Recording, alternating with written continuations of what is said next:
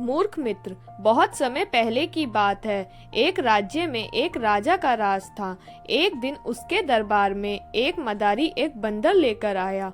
उसने राजा और सभी दरबारियों को बंदर का करतब दिखाकर प्रसन्न कर दिया। बंदर मदारी का हर हुक्म मानता था। जैसा मदारी बोलता बंदर वैसा ही करता था। वह आज्ञाकारी बंदर राजा को भा गया। उसने अच्छी कीमत देकर मदारी से वह बंदर खरीद लिया। कुछ दिन राजा के साथ रहने के बाद बंदर उससे अच्छी तरह हिल मिल गया।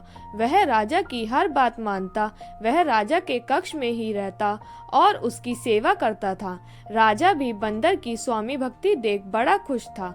वह अपने सैनिकों और संतरियों से भी अधिक बंदर पर विश्वास करने लगा और उसे महत्व देने लगा। सैनिकों को यह बात बुरी लगती थी, किंतु वे राजा के समक्ष कुछ नहीं कह पाते थे। एक दोपहर की बात है। राजा अपने शयन कक्ष में आराम कर रहा था। बंदर पास ही खड़ा पंखा झल रहा था। कुछ देर में राजा गहरी नींद में सो गया। वह बंदर वहीं खड़े खड़े पंखा झलता रहा। तभी कहीं से एक मक्खी आई और राजा की छाती पर बैठ गई। बंदर की दृष्टि जब मक्खी पर पड़ी तो उसने पंखा हिलाकर उसे हटाने का प्रयास किया। मक्खी उड़ गई, किंतु कुछ देर पश्चात पुनः वापस आकर राजा की छाती पर बैठ गई। पुनः मक्खी को आया देख बंदर अत्यंत क्रोधित हो गया।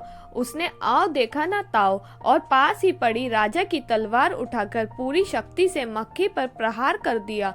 मक्खी तो उड़ गई, किंतु तलवार के जोरदार प्रहार से राजा की छाती के 2 टुकड़े हो गए और राजा के प्राण पखेरु उड़ गए।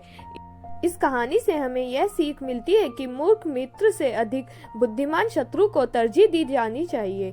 अगर आपको यह कहानी अच्छी लगे तो please like, share and subscribe the channel. Thank you.